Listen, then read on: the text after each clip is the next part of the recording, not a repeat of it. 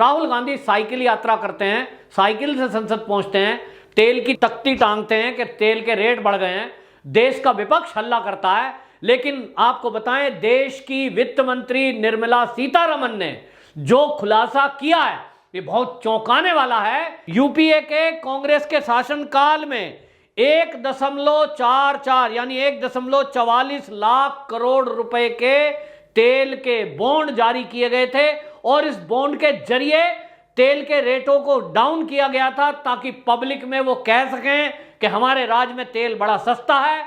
ऐसा खुलासा देश की वित्त मंत्री निर्मला सीतारमण ने बताया है।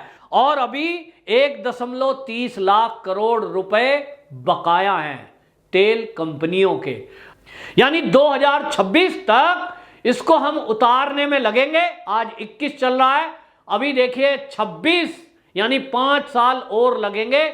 लेकिन कांग्रेस की ये ऐसी चाल थी कि एक तरफ तो उसने तेल के बॉन्ड के कारण करोड़ों अरबों रुपए का कर्जा लिया, दूसरी तरफ उसने सीमाओं पर कोई सड़कें नहीं बनाई। एक अजीब सी सोच इस कांग्रेस की थी और अब समझ में आ रहा है कि केवल इनकी तैयारी ये थी कि किसी तरह ये देश दोबारा गुलाम हो जाए और इस बार ऐसा गुलाम हो कि कभी उबर ही ना पाए, क्योंकि आर्थिक गुलामी वो गुलामी है कि उससे उबरना मुमकिन ही नहीं नामुमकिन है। आज उनसे पूछना चाहिए कि आपकी सरकारों के टाइम में ये जो कर्जा लिया गया था 1.44 लाख करोड़ का, ये बॉन्ड का, ये आपने देश को धोखे में क्यों रखा? आपकी वजह से आज तेल महंगा है। चीन का आर्थिक शिकंजा और मजबूत हो जाए और जिस तरह से उसने पाकिस्तान को एक गुलाम बनाया हुआ है, सेम यही चीन चाहता था कि भारत के ऊपर भी इसी तरह का वो इन्वेस्ट करे, इनको कर्जे में कर ले ताकि वो भारत को हड़प सके। ये भारत को इसी तरह तालिबान बनाना चाहते हैं क्या आप? नमस्कार, मैं हूं पवन त्यागी। दिल्ली में पेट्रोल का रेट 107 रुपये 83 पैसे, डीजल का रेट 97 रुपये 45 पैसे। मैं आपको रेट क्यों बता रहा हूं? इसलिए बता रहा हूं क्योंकि इस रेट को लेकर कांग्रेस और देश का विपक्ष हमेशा हल्ला करता है कि मोदी सरकार के राज में तेल के रेट बढ़े हुए हैं। राहुल गांधी साइकिल यात्रा करते हैं, साइकिल से संसद पहुंचते हैं, तेल की तख्ती टांगते हैं कि तेल के रेट बढ़ गए हैं, देश का विपक्ष हल्ला करता है। लेकिन आपको बताएं, देश की वित्त मंत्री निर्मला सीतारमण ने जो खुलासा किया है ये बहुत चौंकाने वाला है कि आज जो पेट्रोल के रेट बढ़े हुए हैं उसके लिए यदि कोई जिम्मेदार है तो वो कांग्रेस है। यूपीए के कांग्रेस के शासनकाल में 1.44 यानी 1.44 लाख करोड़ रुपए के तेल के बॉन्ड जारी किए गए थे और इस बॉन्ड के जरिए तेल के रेटों को डाउन किया गया था ताकि पब्लिक में वो कह सकें कि हमारे राज्य में तेल बड़ा सस्ता है, लोग वोट दे दें। और उनको लग रहा था कि सरकार तो उनकी आएगी ही नहीं, क्योंकि सारे सर्वे बता रहे थे कि मोदी की सरकार ही आनी है और इसलिए उनको लगा कि देश को बट्टा बिठाना है तो बिठा दें। और इसलिए इतना कर्जा ये तेल के बॉन्ड का जारी करके कंपनियों के ऊपर छोड़ के गए जिसका भार अभी तक चुकता नहीं हुआ और ना अभी आगे आने वाले दिनों में ये होने वाला है। ऐसा खुलासा देश की वित्त मंत्री निर्मला सीतारमण ने बताया है। उन्होंने बताया कि पिछले 5 साल में मोदी सरकार ने अभी तक जो तेल की कीमत नहीं घटाई है उसका कारण है कांग्रेस के द्वारा दिया गया तेल बॉन्ड का भारी भरकम कर्जा। और ये कर्जा 1.44 लाख करोड़ रुपए के बॉन्ड हैं साहब, छोटा मोटा कर्जा नहीं है, जिसको पिछले 5 साल में 70,000 करोड़ रुपए केवल और केवल ब्याज उसका दिया गया है, उसका तो ब्याज दिया है। और अभी 1.30 लाख करोड़ रुपए बकाया हैं तेल कंपनियों के। तेल कंपनियों को बॉन्ड जारी किया गया, ये जारी करने के बाद तेल के डाउन गए थे रेट, लेकिन ये जो भार है ये केंद्र सरकार पे आया। अगर इस समय तेल के रेट घटाए गए तो ये जो बॉन्ड के पैसे हैं इनकी भरपाई करना नामुमकिन हो जाएगा, क्योंकि आज की डेट में जो तेल के दाम हैं इसके अकॉर्डिंग भी निर्मला सीतारमण ने बताया कि 2026 तक हमें जो है 37,000 करोड़ रुपए का केवल ब्याज देना है।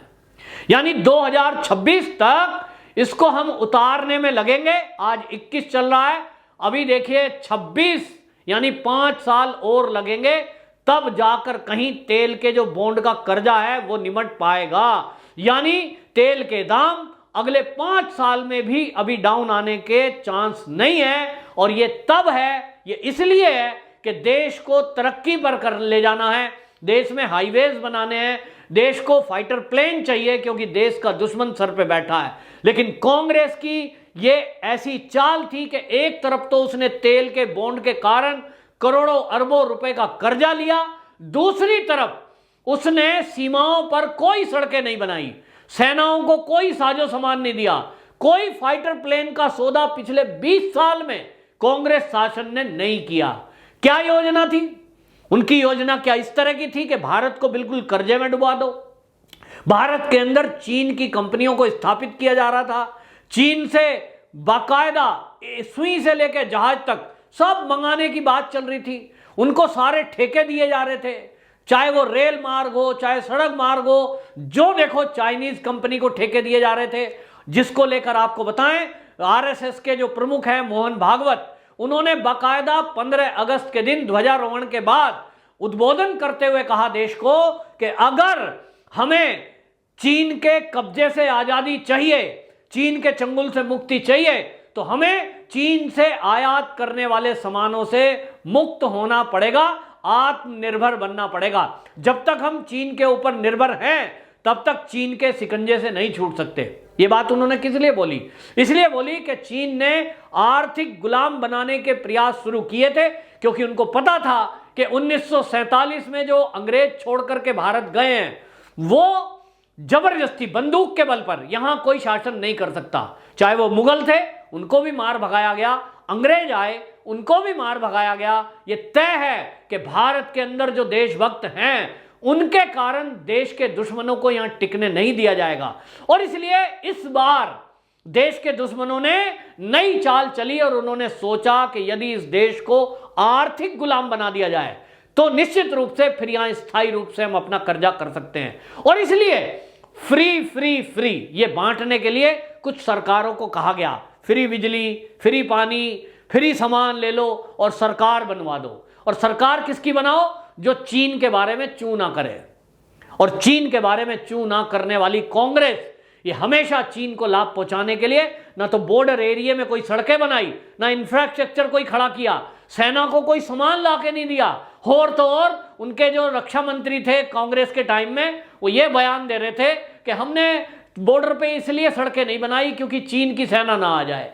एक अजीब सी सोच इस कांग्रेस की थी। और अब समझ में आ रहा है कि केवल इनकी तैयारी ये थी कि किसी तरह ये देश दोबारा गुलाम हो जाए, और इस बार ऐसा गुलाम हो कि कभी उबर ही ना पाए, क्योंकि आर्थिक गुलामी वो गुलामी है कि उससे उबरना मुमकिन ही नहीं, नामुमकिन है। और कहीं ऐसा शक लग रहा है कि ये कुछ चाल सोनिया गांधी की तो नहीं, क्योंकि सोनिया गांधी बेशक हमारे देश की बहू हैं, लेकिन उनको हमारे देश से कोई लगाव है, लगाव हो सकता है, ये क्वेश्चन मार्क है। मैं आपके ऊपर छोड़ता हूं कि आप क्या सोचते हैं कि कांग्रेस की जो प्रमुख है वो सोनिया गांधी है, और सोनिया गांधी जब से कांग्रेस की प्रमुख बनकर भारत में आई हैं, आज की डेट में जब से आप देख लीजिए इतिहास उठाकर, भारत की स्थिति बद से बदतर होती चली गई। विकास के काम हुए, नो डाउट, कांग्रेस के टाइम में भी हुए, सड़कें तब भी बनी, रेल मार्ग तब भी बना, लेकिन किस तरह से, कितना पैसा लोगों की जेब में गया, कितना पैसा वास्तव में लगा। रेल सड़कें आज भी बन रही हैं, आज भ्रष्टाचार मुक्त काम हो रहे हैं, आज देश की सेना को मजबूत किया जा रहा है, आज देश की अर्थव्यवस्था को मजबूत किया जा रहा है। आज जो लोग देश में तेल की रेट की बात करते थे, कांग्रेसी तख्ती डाल के राहुल गांधी संसद में गए थे साइकिल से कि तेल के दाम बढ़े हुए हैं, आज उनसे पूछना चाहिए कि आपकी सरकारों के टाइम में ये जो कर्जा लिया गया था 1.44 लाख करोड़ का, ये बॉन्ड का, ये आपने देश को धोखे में क्यों रखा? आपकी वजह से आज तेल महंगा है, हम तेल लेने को मजबूर हैं क्योंकि मोदी सरकार के ऊपर आपने ये कर्जा रखा है।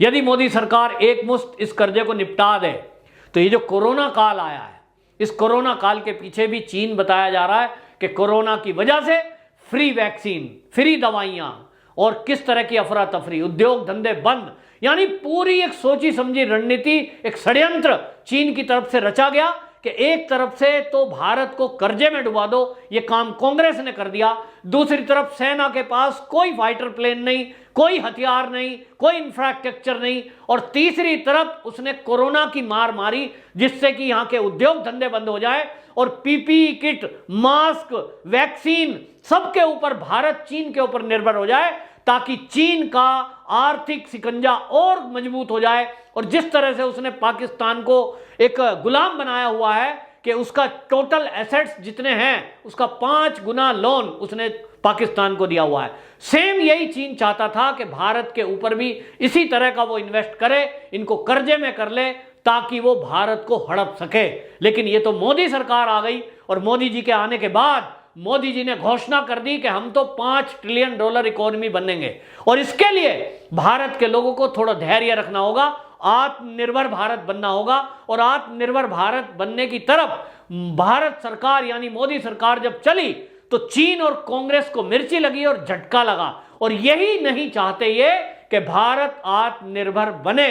लेकिन जो आरएसएस के प्रमुख हैं मोहन भागवत जी, उन्होंने स्पष्ट बता दिया है कि यदि भारत आत्मनिर्भर नहीं बनेगा तो निश्चित रूप से इस तरह के जाल जंजाल और षड्यंत्रों से हम मुक्त नहीं हो सकते।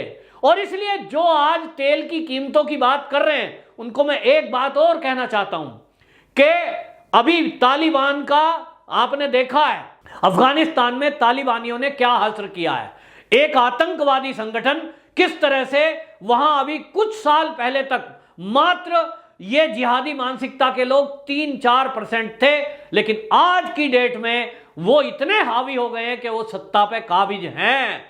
तो किस लिए? तेल तो बहुत सस्ता है, चीजें आज भी वहां फ्री हैं, चीन वहां बहुत सारी योजनाएं चला देगा, फ्री में बांट देगा, लेकिन क्या वहां आजादी है? जी, वहां शरिया कानून लागू है। आज वहां अगर कोई आजादी से महिला घूमना चाहती है, यदि पढ़ना चाहती है, अब शरिया कानून लागू हो चुका है। वहां स्कूल कॉलेज की तो सोचना भी मत, महिला एक शब्द नहीं बोल सकती क्योंकि जिसको शरिया में अनुमति नहीं है। ये भारत को इसी तरह तालिबान बनाना चाहते हैं क्या? यदि नहीं तो इसी तरह मोदी सरकार का साथ देते रहिए और इस देश के हित में सोचिए। फ्री के लालच में कहीं ऐसी सरकार को या ऐसे लोगों का समर्थन ना कर दो जो इस देश के दुश्मन हो और चीन के साथ मिलकर इस भारत के विरुद्ध ही षड्यंत्र कर रहे हो। ये निर्मला सीतारमण जी ने जो खुलासा किया है, इसके बाद आपको जो भी कांग्रेसी नेता मिले उससे जरूर पूछना कि आपके शासनकाल में ये जो 1.44 लाख करोड़ रुपए का बॉन्ड जारी किया गया, जिसके कारण पेट्रोल के दाम आज बढ़े हुए हैं, आपने ऐसा धोखा हमारे साथ क्यों किया था? वंदे मातरम।